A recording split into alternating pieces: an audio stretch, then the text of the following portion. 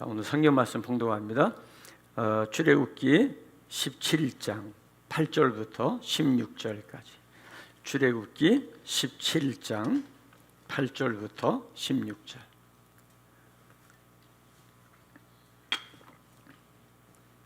출애굽기 17장 8절부터 16절까지 우리 함께 봉독하시겠습니다.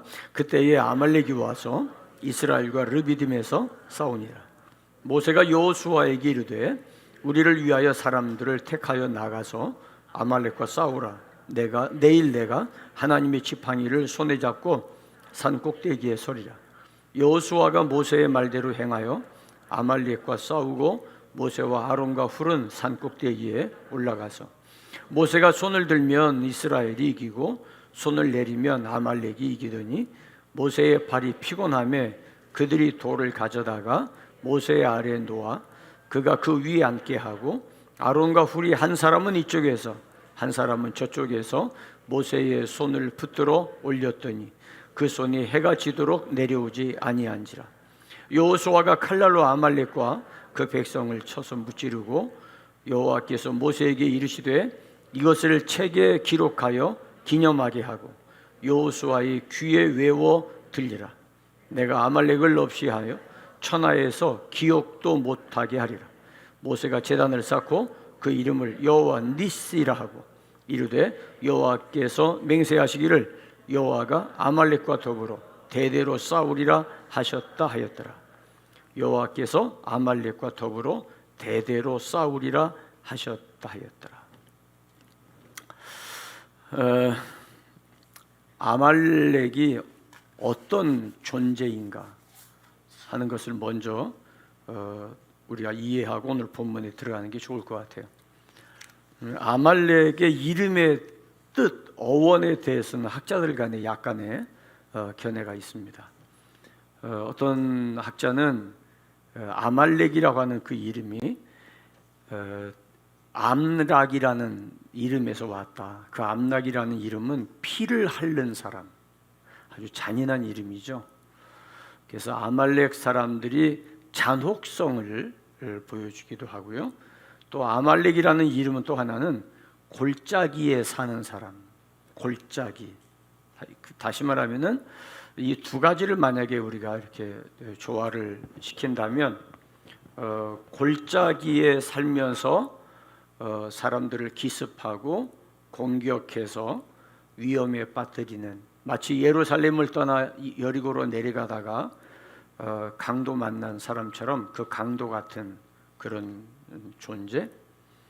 근데 우리가 이 아말렉이 어떤 사건이나 어떤 사람을 의미한다기보다는 사실 내 안에 존재하는 아말렉이 있는 거죠. 아말렉이 내 안에 존재하고 혹은 공동체 안에 아말렉 같은 사람이 존재하는 게 아니라 아말렉 같은 어떤 상황이 우리에게 주어지기도 합니다. 가정도 마찬가지고요.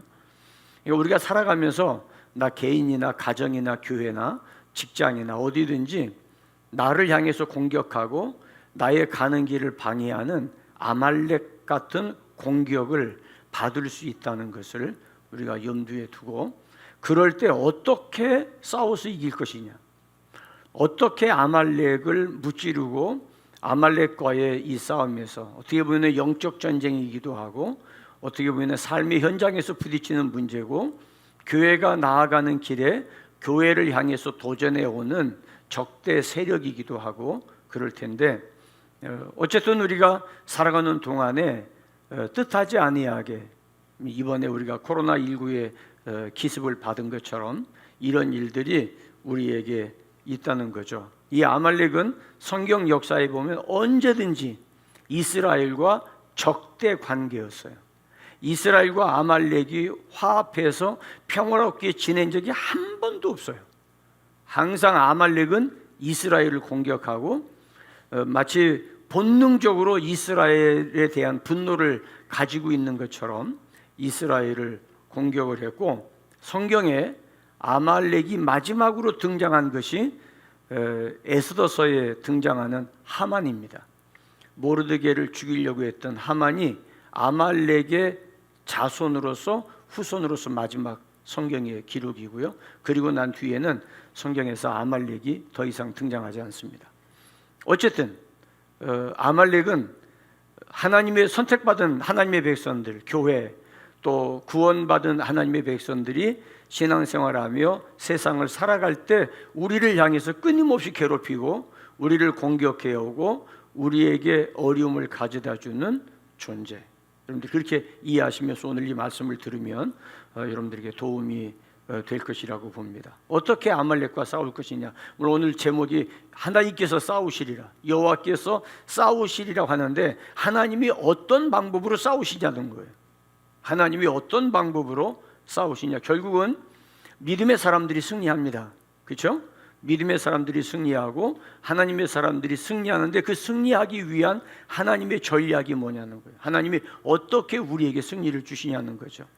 이스라엘은 하나의 공동체고 교회를 의미하기도 하고 또 언약의 공동체요 소망의 공동체이기도 하지만 예수 믿고 구원받은 우리가 영적으로는 이스라엘인 거죠. 이해되십니까? 이것을 우리에게 잘 표현되어진 것이 고린도전서 10장입니다. 애굽이라고 하는 세상에서 양의 피를 발라서 구원받게 하는 구속의 역사, 그리고 홍해를 건너서 광야로 들어오듯이 홍해를 건넌다는 것은 세례받는 것이고 세례받고 나서 세상에서 떨어져 광야라고 하는 교회에 들어와서 교회를 통해서 우리가 신앙이 훈련되고 성장하면서 광야, 교회가 우리의 삶의 목적지가 아니라 광야를 통해서 가나안을 향해 가는, 하나님의 약속을 향해 가는, 하나님의 나라를 향해 가는 미셔널 처치, 미셔널 라이프, 그게 바로 우리의 삶인 거죠. 그러기 위해서 우리는 어쩔 수 없이 아말렉과 부딪혀야 되고 싸워야 되는데 어떻게 승리할 수 있을 것이냐. 하나님께서 우리를 위해 싸우시는 그 싸움에 우리는 어떤 전략을 가질 것이냐고 하는 것이 오늘 본문에 세 가지로 말씀하고 있습니다. 다윗은 시편 23편에서 사망의 음침한 골짜기라는 표현을 했어요. 사망의 음침한 골짜기를 다닐지라도 두려워하지 않는 것은 주께서 나와 함께 하심이라. 어떻게? 주의 지팡이와 막대기가 나를 안위하시나이다. 그것으로 오늘 이 말씀 속에서 우리가 찾아보려고 그럽니다. 첫 번째 하나님의 전략, 여호수아를 통한 아말렉과의 실전 전투입니다. 하나님께서 싸우신다고 해서 우리가 싸우지 않는 거 아니에요. 우리가 싸우는 싸움이 나의 싸움이 아니라 하나님의 싸움이 되어지려고 하면, 하나님이 싸우니까 나는 가만히 있어도 되겠다고 하는 생각을 가지면 큰 착각입니다. 하나님은 우리를 통해서 일하세요. 하나님은 여러분들을 통해서 일하세요. 근데 우리는 약해요. 지난주에 말씀드린 것처럼 기드온은, 사사기에 등장하는 기드온은 사사 중에 제일 약한 자였어요. 삼손은 사사 중에 제일 강한 자였어요. 근데 사사 중에서 제일 약한 자인 기드온이 많지도 않은 300명을 거느리고 전쟁에서 승리했단 말이죠. 그러면 기드온이 잘 싸워서 이겼냐? 아니에요. 누가 싸우셨어요? 하나님이 싸우셨어요. 누구를 통해서? 기드온과 300명을 통해서. 그러니까 우리는, 하나님께서 우리에게 연약함을 남겨두세요. 약할 때 강함 되는 거예요. 약할 때가 곧 강함이라고 사도 바울에게 주님께서 말씀하셨어요. 그러니까 우리는 연약함이 있어요. 이해되십니까? 저에게도 연약함이 있고 여러분에게도 연약함이 있어요. 성격적인 연약함이 있을 수도 있고 인격적인 연약함이 있을 수도 있고 혹은 그 외에 다양한 부분에 연약한 약점이 우리에게 있어요. 약점이 없는 사람은 한 사람도 없어요. 그런데 교회라고 하는 공동체 안에서는 강한 사람이 약한 사람의 약점을 보완해 주는 거예요. 예를 들어서 성품이 어떤 사람은 강해요. 온화하고 많은 사람들을 수용할 수 있고 포용할 수 있고, 근데 어떤 사람은 성품이 약해. 그러면 성품이 좋은 사람이 약한 사람을 도와주면 되는 거예요. 그게 교회예요. 교회가 다 좋은 사람만 모인 곳이 결코 아닙니다. 그런 교회는 지상에 한 군데도 없습니다. 한 군데도 없어요. 겉으로 볼 때는 좋지, 안으로 들어가면 그 안에 다 갈등이 있어요. 그런데 문제는 뭐냐면 모세가 전쟁이 일어나니까 모세가 여호수아를 부릅니다. 여호수아야, 네가 백성 중에서 싸울 만한 군대를 소집해라. 뽑아서 모병해서 징집해서 그 사람들을 데리고 네가 나가서 아말렉과 싸워. 여러분, 이런 불합리가 어디가 있어요? 이전에는 문제만 있으면 모세가 직접 나서서 해결했어요. 근데 이번에는 사느냐 죽느냐의 생존의 기로에 놓여 있는 전쟁이 터진 마당에 네가 나가서 싸워. 여호수아는 생명이 두 개인가요? 여호수아는 목숨이 둘 달렸어요? 그렇잖아요. 여러분, 이 말씀 속에서 출애굽기에서 17장의 이 사건을 여기에 기록해 놓은 이유가 있어요. 이 사건을 통해서 우리에게 주시는 교훈이 있습니다. 그것은 순종하는 자가 승리한다는 이야기예요. 순종하는 자가 승리합니다. 여호수아가 모세의 말씀을 듣고 군대를 모집하고 나가서 전쟁에 뛰어듭니다. 여러분, 여호수아는 육군사관학교 출신이 아니에요. 전술 전략을 훈련해 본 사람이 아닙니다. 노예였어요. 몇 주 전만 해도 노예였고, 역시 다 그 사람들 노예였어요. 싸워본 적이 없는 사람들이에요. 이런 사람, 오합지졸인 이런 사람들을 데리고 여호수아가 나가서 싸운다? 전술이 어디 있고 전략이 어디 있습니까? 무조건 무기라고 생긴 건 다 갖고 나가서 싸우는 것밖에는 방법이 없어요. 이 무모한 말도 안 되는, 내 형편은 생각해 보지도 아니하고 내 입장은 생각도 안 해보고 모세가 여호수아에게 단도직입적으로 네가 나가서 싸워. 이런 억지가 어디가 있어요? 여러분, 이런 억지를 교회에서 이야기한다면 받아들여지시겠어요? 여러분들이 개인적으로 생활하고 살아가면서 먹고 살기 바쁜데 위험하다고 날더러 나가 싸우라고? 왜 내가 나가 싸워야 돼? 피하고 싶고 도망가고 싶은 생각이 불끈불끈 일어납니다. 그런데 여호수아는 순종했어요. 하나님은 어떤 사람을 통해서 싸우시느냐? 순종하는 사람을 통해서 승리를 안겨주세요. 따라 하시겠습니다. 승리하는 사람이 순종하는 사람이다. 다시 한번, 순종하는 사람은 반드시 승리한다. 여호수아는 도망치지 않았어요. 피하지 않았어요. 두렵지 않았겠어요? 아니요, 두려웠어요. 그런데 여호수아는 나가서 백성들에게 군대를 모집합니다. 어떻게든지 설득해서 군대를 모집해야 돼요. 여호수아가 나팔을 불면 사람들이 다 모입니까? 그 사람들은 전쟁이 무서운 거 몰라요? 다 알아요. 그런데 여호수아를 통해서 순종하는 사람들이 모이는 거예요. 누가 모인다고요? 순종하는 사람들이 모이는 거예요.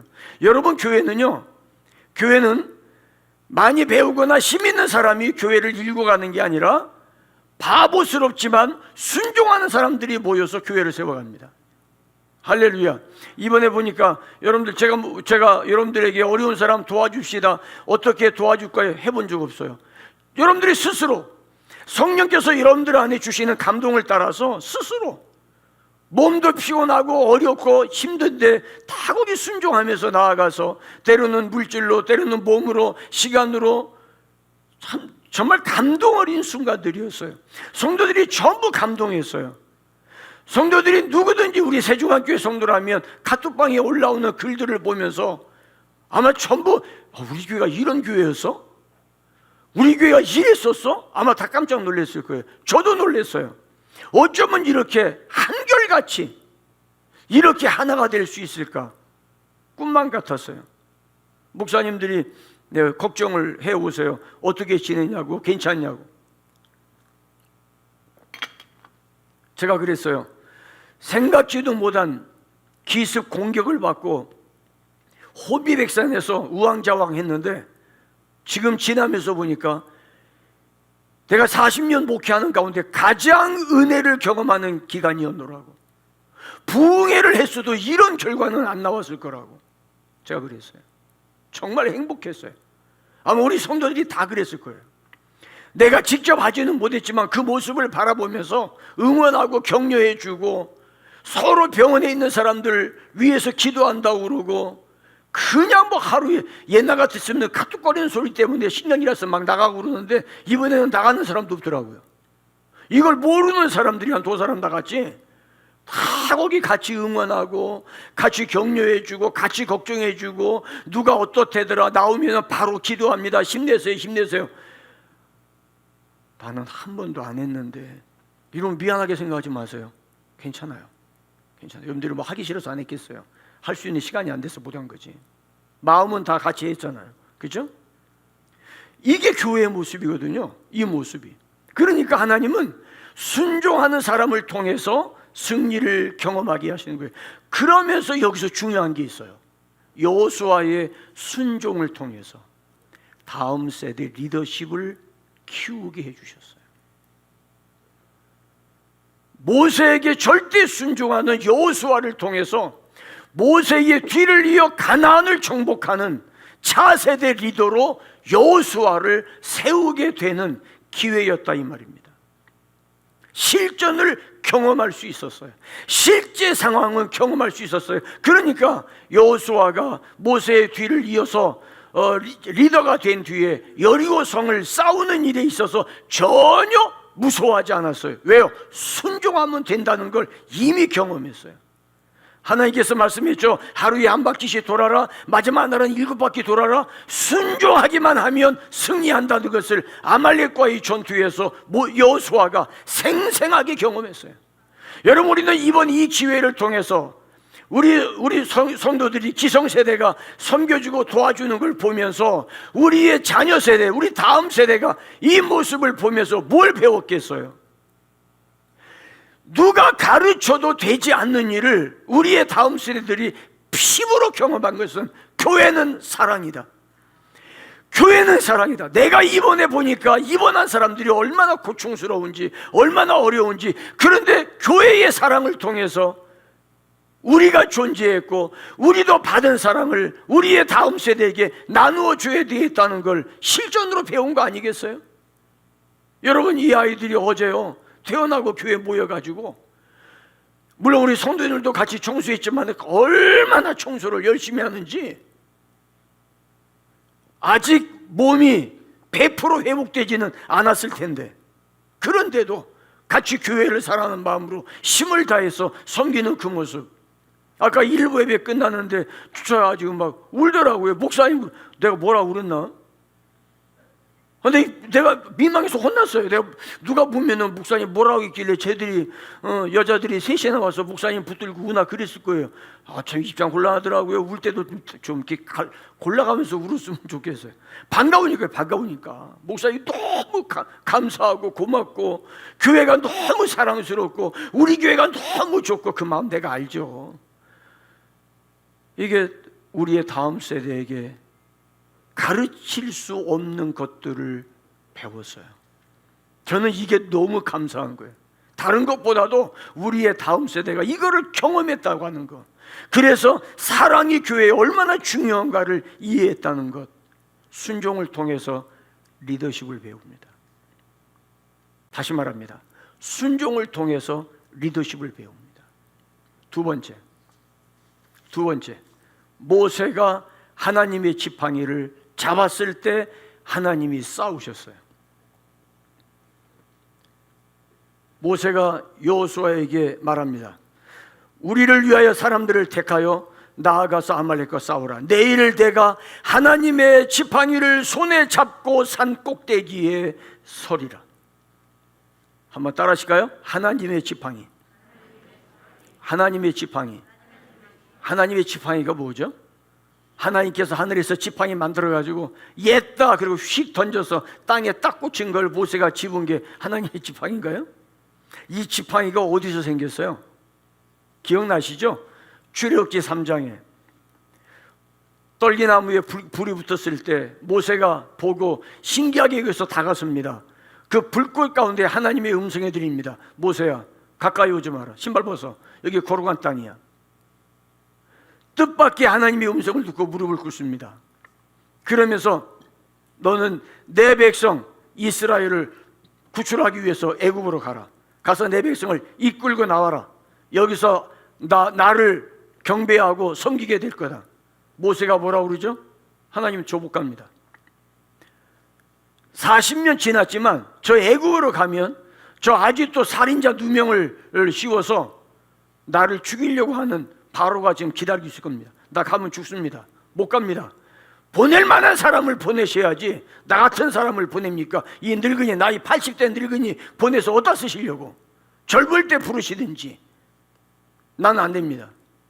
그랬더니 하나님께서 모세에게 너 손에 들고 있는 게 뭐냐? 지팡이죠. 내가 40년 동안 들고 다니던 손때 묻은 지팡이입니다. 그 땅에 던져봐. 그래서 모세가 지팡이를 땅에 휙 던졌어요. 뭐가 됐죠? 뱀이 되어가지고 모세를 물려고 달려듭니다. 모세가 이리 피하고 저리 피합니다. 도망다닙니다. 하나님께서 또 말씀하세요. 모세야, 그 뱀의 꼬리를 잡아라. 뱀 잡아보신 분들은 압니다. 뱀을 잡을 때 대가리를 잡아야지, 대가리를 막대기로 누르든지 발로 밟아야지, 꼬리를 잡는다고 하는 것은 그거는 자살행위예요. 꼬리를 잡으면 뱀이 뭅니다. 그런데 하나님께서 모세에게 꼬리 잡어. 하나님 말씀에 순종해서 꼬리를 잡았죠. 그랬더니 뱀이 다시 지팡이가 되었어요. 그리고 나서 출애굽기 4장 20절에 하나님께서 말씀합니다. 이 지팡이를 가지고 가서 애굽에서 이적을 베풀어라. 17절에 말씀하시고 20절에 모세가 하나님의 지팡이를 손에 잡았더라. 하나님의 지팡이를 손에 잡았더라. 하나님의 지팡이라는 말이 성경에 2군데 나오는데 출애굽기 4장 20절에 나오고 두 번째로 나온 게 출애굽기 17장 9절의 말씀입니다. 모세가 지팡이를 가지고 산 꼭대기로 올라갑니다. 그런데 그 지팡이를 하나님의 지팡이라고 말씀을 합니다. 무슨 의미입니까? 내가 나를 위해서 내가 짚고 다닐 때 지팡이는 나의 지팡이입니다. 그런데 하나님을 위해서 이 지팡이를 사용할 때에는 그 지팡이가 내 지팡이가 아니라 하나님의 지팡이입니다. 여러분들의 직장, 여러분들이 공부하는 그 공부, 여러분들이 연구하는 것, 여러분들이 하는 것, 가사생활, 집에서 설거지하는 것, 내가 나를 위해서, 우리 가족을 위해서 하는 거라면 그것은 내 일입니다. 그러나 하나님의 영광을 위한 것으로 목적이 바뀌는 순간 그것은 하나님의 일입니다. 그래서 여러분, 수도원에서 일하면서 설거지했던 사람들이 하나님 앞에 고백합니다. 나는 이 수도원에서 설거지하는 게 하나님의 일이었노라고. 내가 하고 있는 일, 내가 교회에서 맡겨진 일을 감당하더라도 그게 내 명예를 위하고 내 이름을 위해서 하는 거라면 그것은 하나님의 일이 아닙니다. 여러분들이 집에서 설거지를 하든 밥을 하든 빨래를 하든 하나님의 영광을 위해서 먹든지 마시든지 주의 영광을 위해서 한다면 그 일은 비록 내가 하는 일이지만 그 일은 하나님의 일이 된다는 이야기예요. 모세가 하나님의 지팡이를 손에 잡고 산으로 올라갑니다. 아론과 훌이 함께 있죠. 여러분 잘 아는 내용입니다. 아론과 훌이 산꼭대기에 올라가니까 저 밑에서 여호수아의 군대가 전쟁하는 전황이 한눈에 다 내려다 보입니다. 여호수아가 돌들아 불어! 백성들 군대를 거느리고 전쟁할 때 아론과 훌은 그 위에서 어땠을 것 같아요? 잘 싸우는구나. 야, 왼쪽 삿바 잡아. 왼쪽. 아니야 그쪽 아니야, 이쪽으로 와, 이쪽으로. 그랬을까요? 위에서 아론과 훌이 여호수아 군대를 향해 응원을 하고 박수를 보내며 잘한다 그래 조금만 더. 근데 어느덧 아말렉의 군대가 도망가다가 돌아서더니 여호수아 군대를 반격을 합니다. 여호수아 군대가 도망갑니다. 그 모습을 바라본 아론과 훌은 심장이 조여옵니다. 안돼 안돼 안돼 안돼 안돼 안돼 빨리 뒤돌아서서 빨리 공격해 안돼 그러면 안돼 공격받으면 안돼 빨리 가. 그러면서 이 사실을 모세에게 알려주려고 모세를 쳐다봅니다. 그랬더니 모세가 손이 내려와 있는 거예요. 모세 여호수아 군대가 쫓기고 있어. 다시 모세가 지팡이를 잡은 손을 들고 하나님 도와주시옵소서, 저 백성 불쌍하게 주옵소서 손을 들고 기도하는 순간 그 밑을 바라보니까 여호수아의 군대가 다시 뒤돌아서서 진격합니다. 아말렉이 도망갑니다. 그렇지 바로 그거야 잘했어. 그러고 있는데 얼마 있다가 아말렉이 또 뒤돌아섰어요. 여호수아 군대가 또 도망갑니다. 모세를 쳐다봅니다. 아론과 훌이 깨달았습니다. 아하, 모세가 손을 올리면 이스라엘이 이기고 모세의 손이 피곤해서 내려오면 아말렉이 이기는구나. 여러분, 때로는 교회에 통찰력이 있는 사람이 필요합니다. 지도자인데 왜 팔이 내려와? 목사님 왜 팔이 내려와요? 목사님 기도해야지. 목사님이잖아요. 목사님 그러면 안 되잖아요. 그럴 수 있어요. 아론과 훌은 통찰력 가지고 지켜보았습니다. 어쨌든 모세가 손을 들어야 이기는구나. 모세가 손을 들어야 이기는구나. 그래서 아론과 훌이 양옆에서 모세의 팔을 붙잡아 주었습니다. 그런데 두 사람 다 80 넘은 노인이에요. 모세의 팔을 붙잡다가 매달리게 생겼어. 자기도 팔이 아파. 방법이 있을 거 아니에요? 문제를 발견하면 해답이 있는 거예요. 그래서 아론과 훌이 돌을 가져다가 모세 뒤에 놓고 모세를 앉게 합니다. 모세가 앉으니까 아론과 훌이 양쪽에서 팔을 잡기가 너무 편한 거예요. 낮으니까 요렇게만, 이렇게 안 들고 요렇게만 해도 모세의 팔이 안 내려와요. 여러분, 이게 뭘 이야기해요? 내 안에 문제를 발견하고 불평하고 원망하고 이럴 수 있어 저럴 수 있어 이야기할 수 있지만 그런 원망과 불평을 잠재우고 해결 방법이 무엇이 있을까 들여다보면 답이 있어요. 뭐예요? 기도예요. 뻔한 이야기 같지만 뻔한 이야기를 반복하는 이유는 그게 답이기 때문이에요. 그게 답인데 안 하니까 또 반복하고 또 반복하고, 목사님은 툭 하면 기도하라고 한다고. 그게 답인데 안 하니까 또다시 이야기하는 거예요. 방법이 없어요. 성경의 방법은, 하나님이 싸우시는 방법은 손을 들고, 지팡이 잡은 손을 들고 하나님 앞에 도움을 구하는 거예요. 그러면 하나님이 싸우십니다. 내가 싸우려고 하면 하나님은 멈추세요. 그러나 손을 들면 하나님이 싸우세요.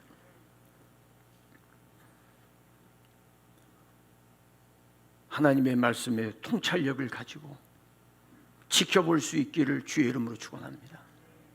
모세의 손이 내려온다는 말은 피곤하다는 이야기예요. 지쳤다는 이야기예요. 근데 12절에 보면 모세의 손이 내려오지 아니하였다고 기록합니다. 여기 내려오지 않았다는 말이 아마 여러분들 기억할 겁니다. 에무나라는 말입니다. 이 말이 에무나라는 이야기. 모세의 손이 내려오지 않았다, 끝까지 신실했다, 이 말입니다. 에무나라는 말은 끝까지 신실했다, 끝까지 충성스러웠다. 그래서 승리한 거예요.